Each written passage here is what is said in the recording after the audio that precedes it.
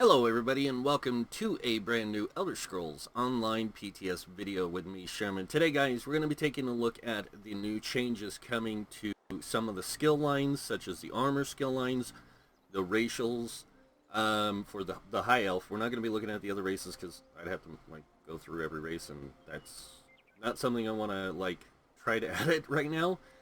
And we're going to take a look at the bow skill changes. There was other changes, and we can kind of look at that in some of the tooltips, but I really want to focus on these changes first because I think it's really important to note that the changes are actually good. Just like the wood elf or the high elf change with the weapon and spell damage. Alright, but let's go ahead and take a look here at the bow skills first. Lethal Arrow got a change on its animation and its damage. As you can see, it does a lot less damage now than it did before. I don't mind this because I only use Lethal Arrow in certain instances or certain certain scenarios where I'd be doing something in Overland or I'd be playing PvP.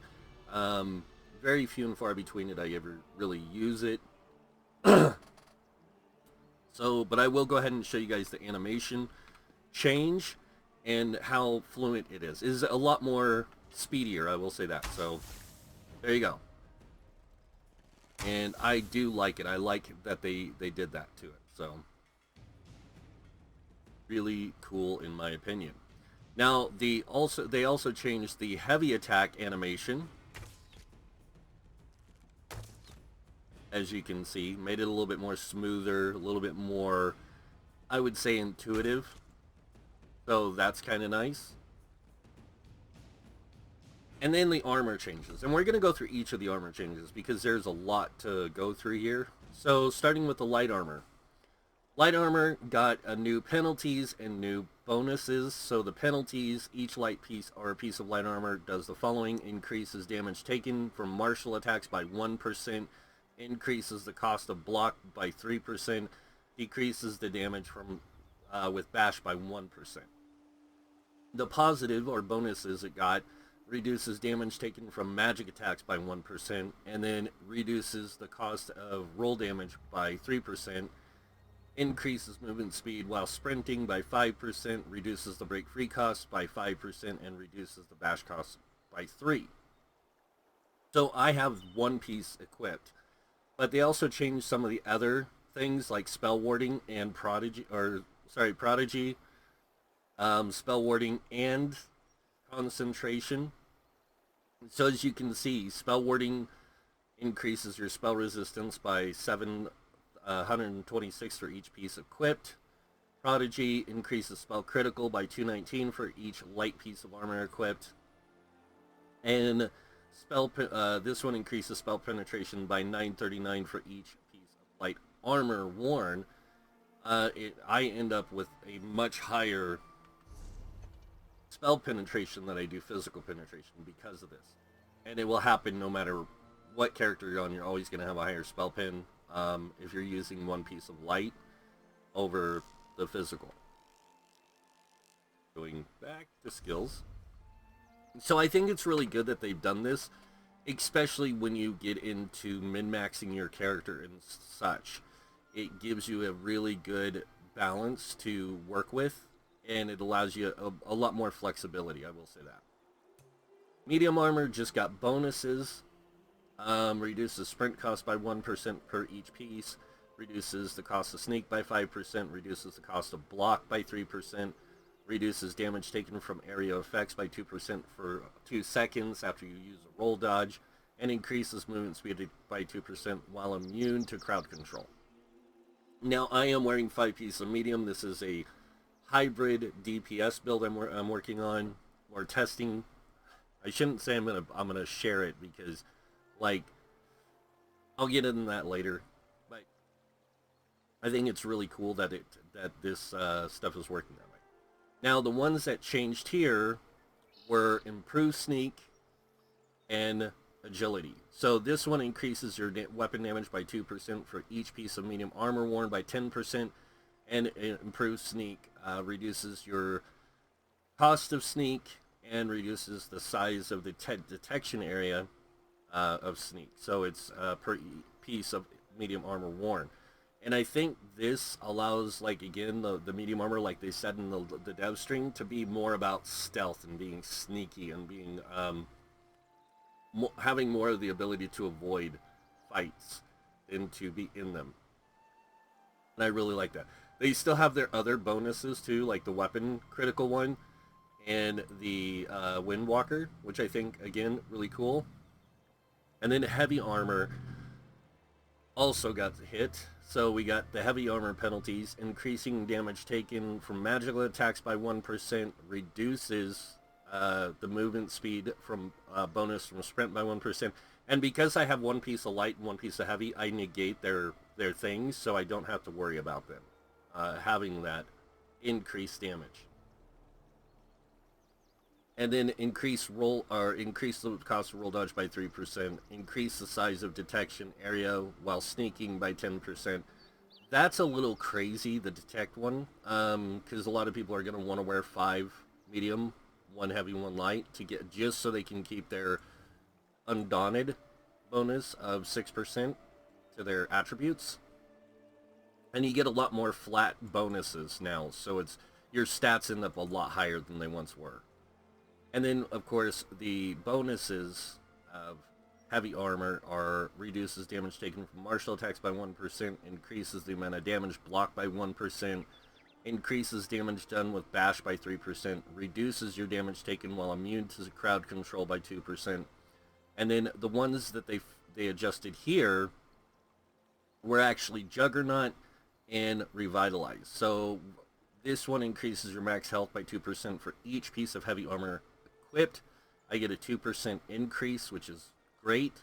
And then Revitalize increases your max stamina, or your Magicka and stamina. Your heavy attacks restore by 4%, and that's for each piece of worn. Normally you get a 30% flat rate, so now you actually have a 34, which is really nice when you're doing heavy attacks to get resources back. And then, of course, the racials. Now, High Elf got the, I think it's Searbane's Boon. Oh, no, it's Elemental Talent.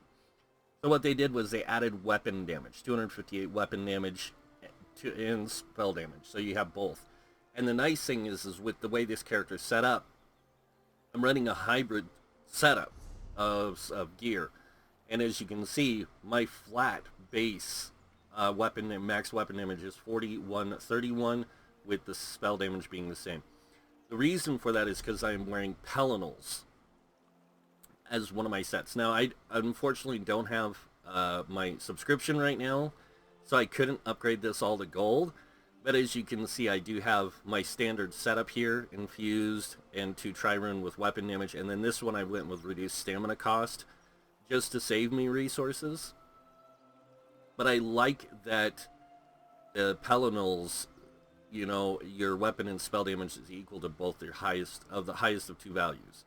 And then up top, I'm actually wearing Twiceborn Star, which I think personally is the best, one of the best hybrid sets you can use, because it gives you health, Magicka, and stamina out the door, and then you can have 2 Mana Stones equipped. Right now, I have the Warrior and the Thief. The Thief increases your crit rating for both spell and physical, and then it also increases your weapon damage with the Warrior. And with Pelinals, since it counts the highest of your 2 stats, I have nothing but weapon damage, so all my weapon damage is equal to my spell damage. So it's a really cool, I'm really happy with what they've done. Now, we can talk a little bit about CP here, because I do have it set up to where I can be kind of like a hybrid DPS. What I did was I put 50 points in the Tame Aggression. This one increases your weapon and spell damage by 3 per point. I have a current bonus of 150, and I have that slotted up here. So I get that 150 extra weapon damage and spell damage. So that also gets applied to my bonus. Then I have Deadly Aim. I have it maxed out, as you can, or 2% each of these, and those are slotted. Then I have the Extended Might stuff. I have 40 points into Battle Mastery.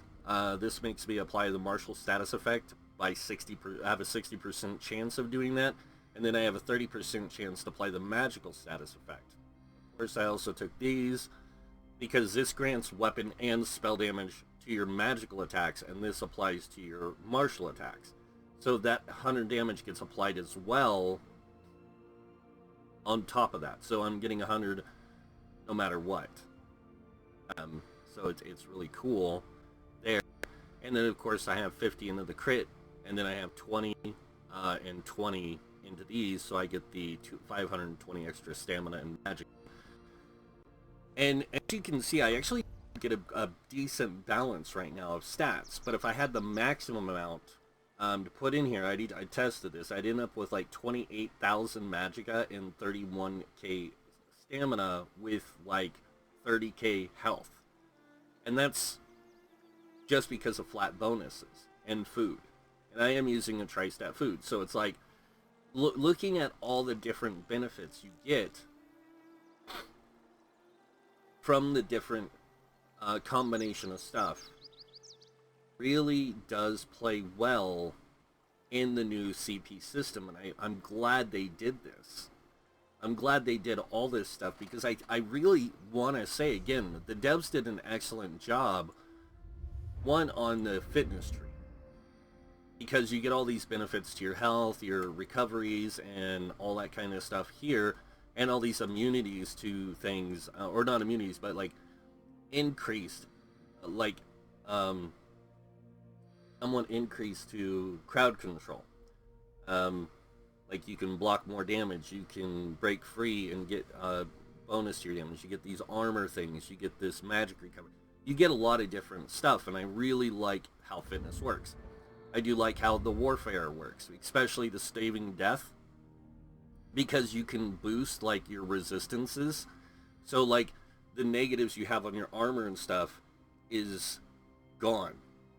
Now this only applies if you're playing in PvE and CP PvP. Unfortunately, I think Battlegrounds right now are set to no CP PvP, and the overall Cyrodiil has both. And I get why people like no CP PvP, because you don't have all these extra perks that other players would have. It's more of a balanced playing field, but it's still not, because of it depends on what sets you're using. It depends on how your enchants are set up. There's a lot of things that play into how well your character is going to be.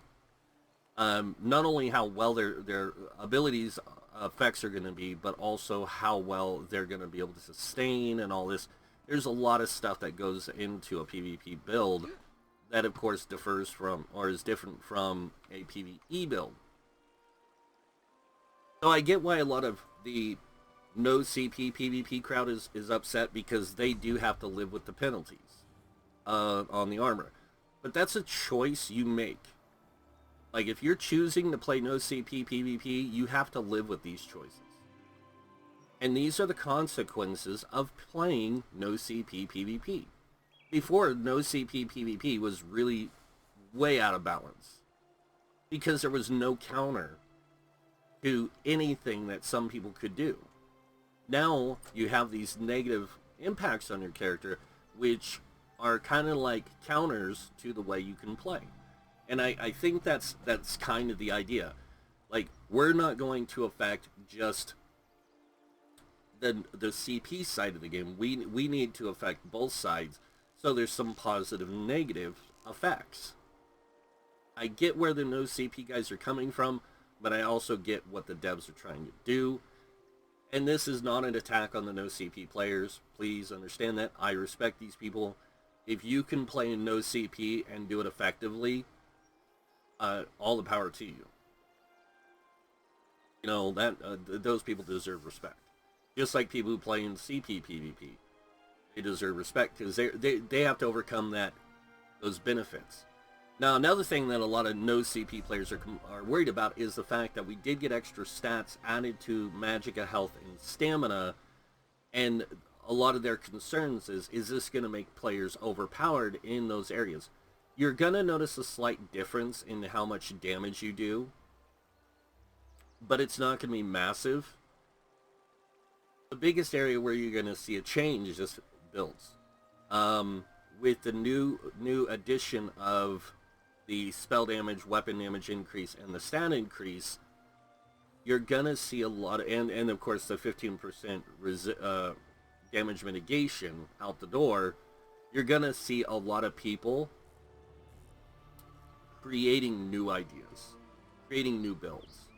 I was even thinking about a PvP build that runs the Lover Mundus Stone for the extra penetration, because this one will give you increased penetration. So I can, if I had this equipped, I could use it even on this build and just scrap my crit rating and go with the higher penetration while I'm in PvP, and that's going to give me a slight, damage boost. And I think that's the point, is to give, again, players more build variety, so they're not stuck in these crutches of, oh, these sets are going to be best for me to use in PvP, whether I'm playing a Sorc or a tank or a healer, or whatever class I might be playing, whatever role I might be playing. These are going to be the best setups. Now you can look at other sets and say, hey, some of these other set combinations give me perks and benefits that I can actually take advantage of now in a greater way. Now, I agree with a lot of people, proc sets are way too abundant in PvP. I think what they need to do to proc sets is make it to where you can only have one proc set equipped. That means if it procs any kind of extra damage in any sort of way, like with the way this is set up, I'm running this proc set, Stormfist. If I went to go equip another proc set on my body, it would negate this, and I would only activate this one. It's whatever equips first. And this way it alleviates a lot of the problems we have with build diversity. Because there's a lot of things that you can do with a single proc set, where then you can use a monster set that doesn't have a proc. You can use another set that doesn't have a proc, but just has added bonus to your character. And I think that would be a major improvement to performance on the PvP server, or on the Cyrodiil, wherever that is, whatever server it's on or server cluster it's in. And I think that it would also help improve the performance of the game overall, because then, I wouldn't be able to run my a couple of my builds that I play. But that's okay. There's easy ways I can change it up. I can say, okay, with this one I'm going to keep this set, but I'm going to change out the monster set for this, so it's more, it's more in line with what I'm trying to do with it. And I think that's where they might go in the long run, because proc sets are overpowered. When you have multiple proc sets, your DPS ramps up a lot. I've done the test with 3 proc sets that activate on different functionality. Like one where it activates on direct damage, one that activates on any damage, and then one that activates on light and heavy attacks. And all 3 will proc in succession, one right after another. And I've seen how much the damage ramps up, especially when you're looking at a PvP perspective. So I do think that they should limit proc sets to 1. You can only have 1 equipped. I think this would also improve the build diversity a lot. I think that it would improve the overall gaming experience for many players because of that. Limiting the proc capabilities of players. Would we see some proc sets used over others? Yeah, of course. You wouldn't see people running Reliquin with Selines, or with whatever monster set they might be running, Stormfist even.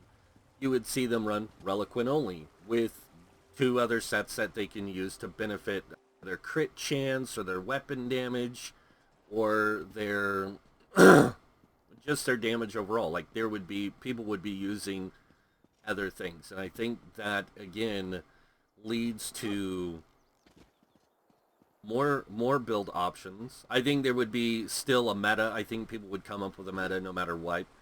Um, and that's fine. People can do that. But I think at the same time, allowing for that diversity to be there would be really important. So, but yeah, everything so far that I've seen, like the way everything works is has been really fun to test. Like I haven't tested every option. Like I haven't tested tanking yet. I've tested a little bit with the healing on one of my characters that I play. It's a Khajiit, and also a Nightblade Dark Elf I play. And between those two, like both of them use dual wield on both bars, so it's really interesting to see how their healing effect has changed with the new CP system, and how you can build into that aggressively or less aggressively, or like into certain factors, like hey, I want my area of effect and heal over time to be more effective than my single target because I'm playing a Nightblade. So I focus on that stuff, or I want to focus on the higher, single target with the heal over time, but less on area of effect because I'm playing that kind of healer. There's so many different options though, and I really think that they did a good job with that, but I still think that there's more to be done. I still think there's a lot more that needs to be looked at. How much of this will change this PTS cycle? I don't think much when it comes to the CP system. I don't think they're going to make, like, sweeping changes. I think they're going to look at how things are being tested, make adjustments, and then they're going to really get a lot more feedback when it's on the live service. I think that's where most of their feedback is going to come from, because they're going to be getting data from every player, not just the ones that are on PTS and how they have their stuff set up. They're going to see how people play with the CP, how people adjust their CP to give them different benefits based on the role they play, what aspect of the game they're playing in, and how they're taking advantage of the tools, and then adjusting those tools to better benefit the overall experience. Now, one other thing I did test in the CP, and I do want to talk about this, and it's one in the red tree, I believe.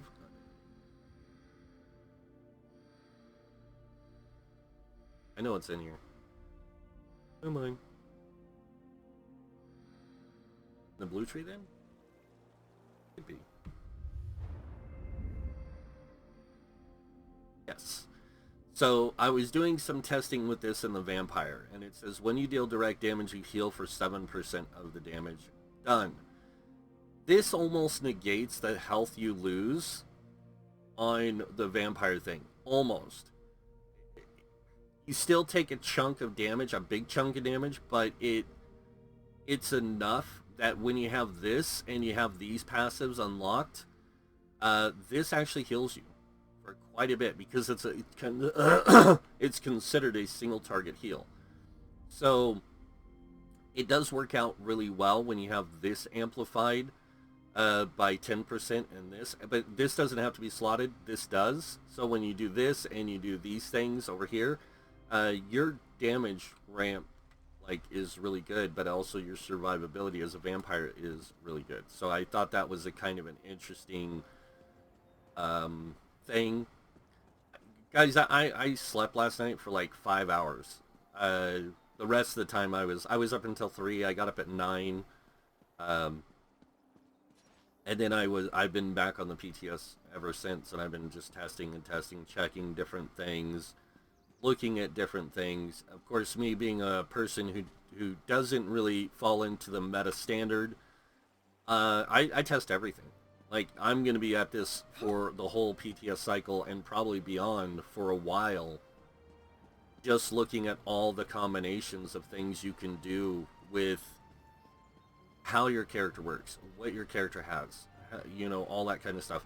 And for those wondering, on the PTS, you do not get 3,600 points when you make a new character, you actually get your base champion points. Whatever your account says you have, that's what you get to use. So you can't really test every combination or idea, so you are limited, and that's why you see here like a lot of my stuff's just kind of spread out, and there's certain things active and others not. They did give us free respecs on the champion point, so I can sit there and respec 100,000 times, and it doesn't cost me any gold, which is nice. Again, thank you, devs. But the whole point here is like to let you guys know what's going on. Let you guys see the changes. Let you guys, you know, kind of experience the changes. Those of you who aren't on PTS, and really just to focus on the idea of what's going on. Now, I've already been asked this: are hybrids viable? They were getting close with the earlier way the CP system worked, but since we were capped at 810, there was no way to maximize a hybrid. Now there is. Now hybrids are a thing. Now you can be a hybrid tank or a hybrid healer or a hybrid DPS. And you can actually utilize both stamina and Magicka at the same time. You are not limited. And a lot of that, I think, comes from the fact that we have the CP and we have these benefits from the armor that we have now. Like, if you wanted to be a hybrid DPS in light armor, you could do that, and you would get all that spell penetration. You wouldn't necessarily have to build for real high spell crit, because you could build for high stam crit and, you know, high weapon damage, and you would still have a really high spell crit. And you could probably get a decent amount of spell damage, too, depending on what sets you ran. Again, how you set it up, and the different benefits from that. That could be something that you can do, and it turns out to be pretty viable.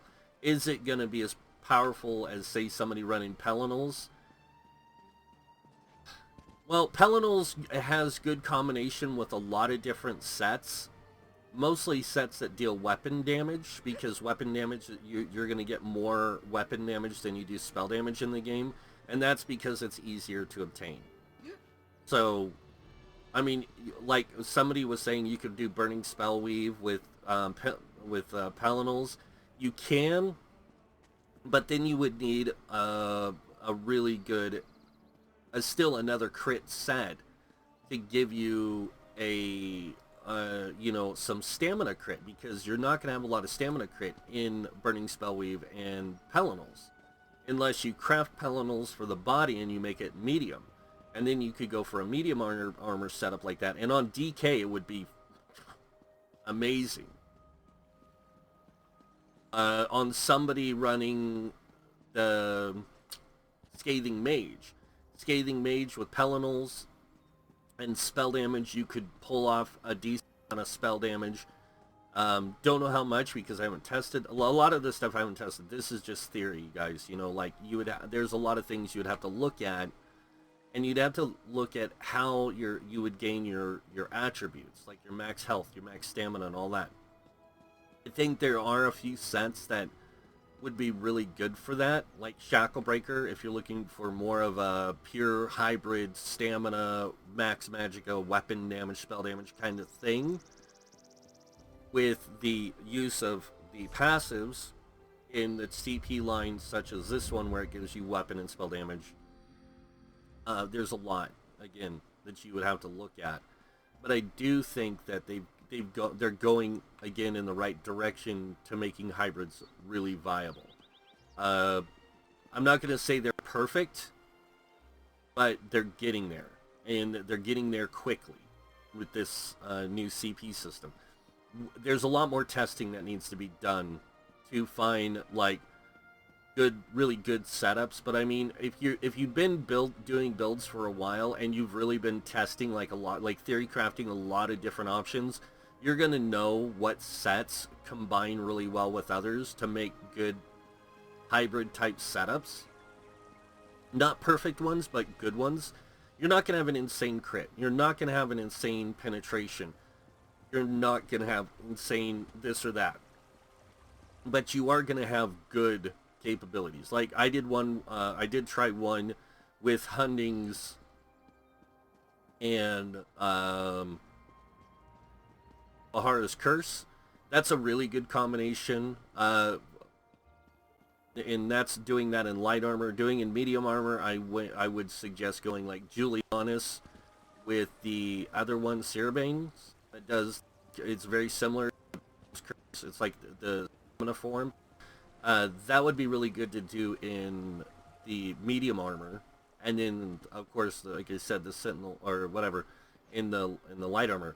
Now remember, you're also going to have CP points you can do to your damage mitigation to kind of negate the light and medium armor, or the light and heavy armor penalties to some degree. Not, like you'll be able to do the damage mitigation ones like completely, like wipe them out, and in fact in some cases you might even be able to get better. And for those who are wondering about using like 3 medium, 3 light, and 1 heavy, I will test that and get back to you guys. I'll probably leave it in the community section on my YouTube channel, so keep an eye out for that. And because I'm going to be posting a lot there here soon, like over the course of testing and everything when it comes to builds. Now I will be checking out the 2 new dungeons probably next week, along with the new houses. I'll probably use next week just to kind of go through those and give my thoughts and opinions. I will be testing the dungeons solo, so I will give you insight in how I feel about their solo like, are they soloable? If they're not, how well the level design setup, the boss encounters. I'm not going to go into mechanic detail. I really don't want to share that yet. I might do something like that afterwards. But just give my thoughts and opinions on them and their setup. And then the same thing with the housing. I'll go through and do like tours to show you guys those. And then of course I will be looking at each of the new sets and monster sets in combination with other sets to see what you can do to get like kind of the best results. I'm not going to say they're going to be perfect. They're not going to be meta, but they will be like the best results in my opinion for like the more casual roleplay type players who are just looking for something fun to play, not necessarily something that's going to be in the hardcore range, even though they will be min-maxed. But yeah, just so you guys can see how they work and like their effectiveness kind of thing. But that's pretty much it for this video, guys. I hope you guys enjoyed it. If you did, you guys know what's coming next. Go ahead and hit that like button. If you guys want to see more videos by me, you can subscribe. And when you do subscribe, I do suggest hitting that notification bell. That way you're notified when I post new videos. This helps my channel grow. It helps you guys see new content when I release it. So that's awesome. But other than that, I want to thank you all for watching. Till next time, have a wonderful day, and this guy might see you in game. Bye.